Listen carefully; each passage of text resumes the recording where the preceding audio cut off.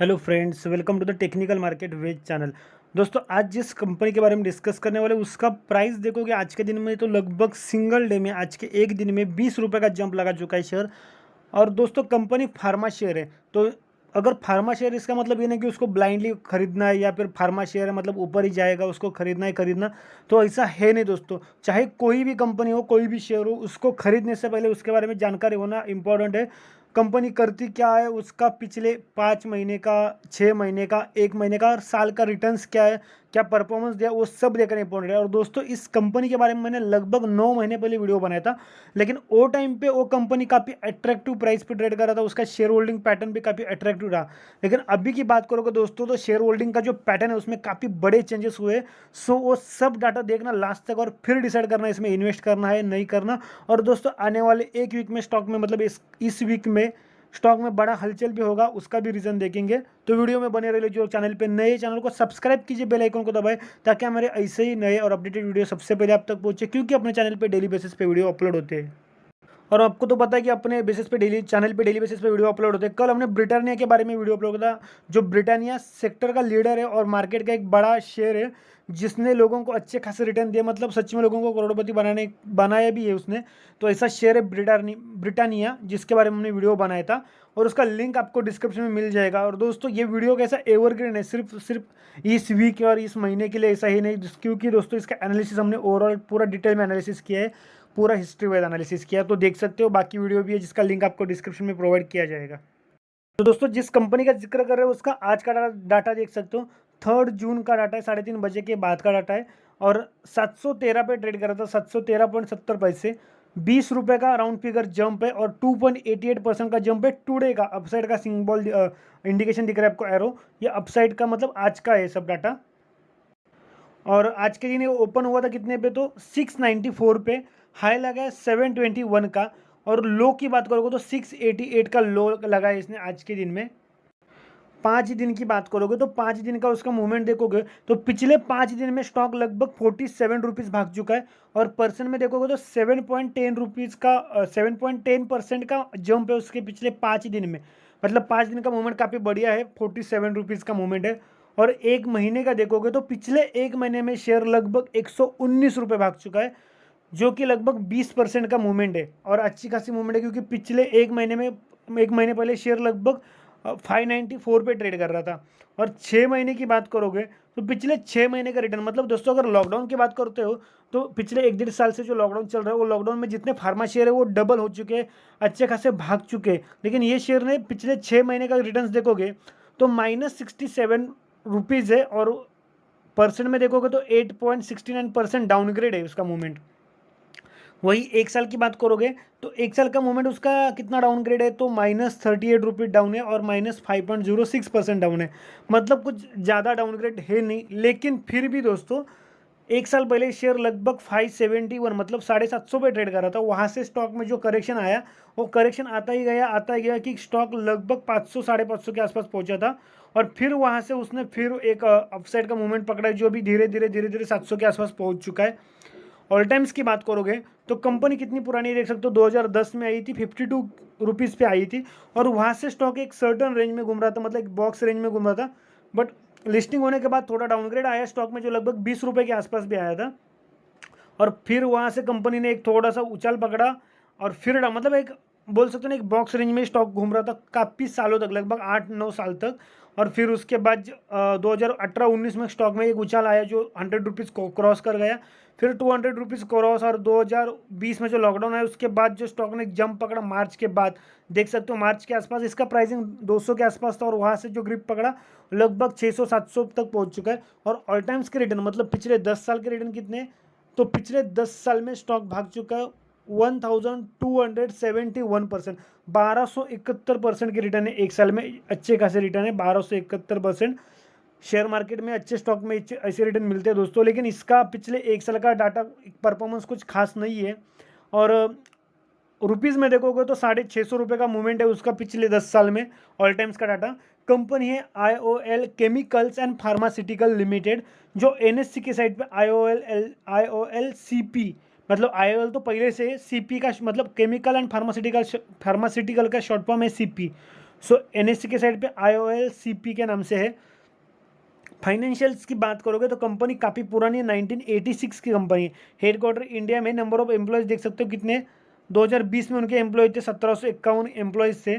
तो ये है फार्मास्यूटिकल कंपनी IOL। अब इसके बारे में बहुत कुछ डाटा देखना है दोस्तों, क्योंकि इसका शेयर होल्डिंग पैटर्न में काफ़ी बड़े चेंजेस हुए हैं, उसका पी देखना है, बाकी बहुत डाटा है। सो वीडियो में बने रहिए दोस्तों। और आने वाले कुछ दिनों में स्टॉक में ये उछाल आने का, हलचल आने का रीज़न क्या है, वो रीज़न भी मैं आपको दिखाता हूँ क्या है पिछले 5 दिन का। हमने ओपनिंग प्राइस, हाई प्राइस सब देख लिया, तो डबल डबल वही डाटा देखने के मतलब नहीं है। एक साल का लो क्या था उसका, तो एक साल पहले स्टॉक 304 पे ट्रेड कर रहा था, मतलब एक साल का लो उसका 304 का था, जो 16 जून 2020 को एक साल पहले लगाया था। और हाई की बात करोगे तो 2020 में कंपनी ने एक महीने में, एक दो महीने के बाद अपना हाई लगाया, जो 898 लगभग 900 रुपये के आसपास का था, जो 2 महीने के बाद लगाया था उसने 2020 में। मतलब 2021 में कंपनी ने अपना हाई वगैरह कुछ लगाया नहीं है, जो हाई और लो था 2020 में लग चुका था। और दिखाना ये कि आज कितनी क्वांटिटी, कितना ट्रेड हुआ है, तो लगभग 20,84,347 टोटल क्वांटिटी ट्रेड हुआ है। उसमें से डिलीवरेबल क्वांटिटी है 6,16,487। परसेंट में देखोगे तो 29.58% का स्टेक होल्डिंग के लिए उठाया गया है। ईयरली रिजल्ट, क्वार्टरली रिजल्ट देखोगे तो सितंबर क्वार्टर, मतलब Q2 के कंपैरिजन में Q3 का जो रिजल्ट नंबर्स थे थोड़े से कम आए थे। नेट प्रॉफिट भी थोड़ा कम हुआ था और उनका टोटल इनकम भी कम हुआ था, आप देख सकते हो। स्टॉक डिविडेंड दे रहा है, 4 रुपये का डिविडेंड 2020 में दिया था, 3 रुपये का डिविडेंड भी दिया था 2020 में, मतलब 2 बार डिविडेंड, 2 इंटरिम डिविडेंड, पहला 3 रुपये का, बाद में 4 रुपये का दिया था। उसके पहले का डिविडेंड का डाटा अवेलेबल नहीं है, शायद दिया ही नहीं है उसने। और दोस्तों दिखाना ये, क्योंकि स्टॉक पिछले 5 दिन में इतना क्यों भाग रहा है, उसका रीज़न यहाँ पे financial result.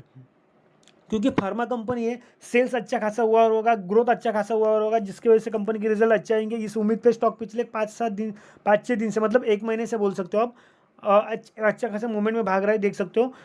4 June 2021 financial result to consider and approve the financial result for the period ended March 31, 2021। तो कंपनी का कल रिजल्ट का अनाउंसमेंट है, लेकिन डिविडेंड का अभी तो कुछ अनाउंसमेंट हुआ नहीं। ये तो सिर्फ रिजल्ट है Q4 के, जिसके बदले स्टॉक को होल्डिंग भी उठाई गई है काफ़ी मात्रा में, और स्टॉक इतनी उछाल के साथ भाग रहा है, लगभग 20 रुपये का सिंगल डे में जंप।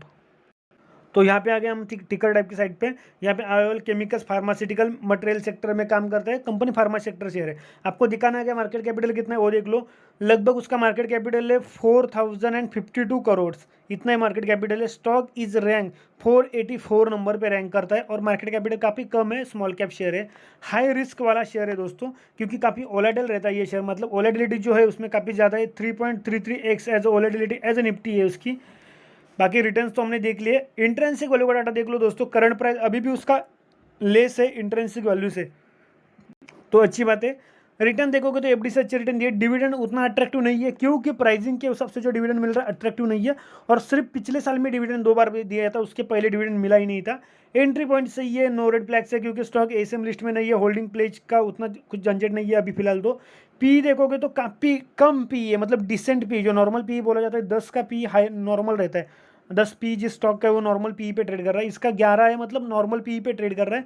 और उसके सेक्टर का पी भी लगभग 22.52 है।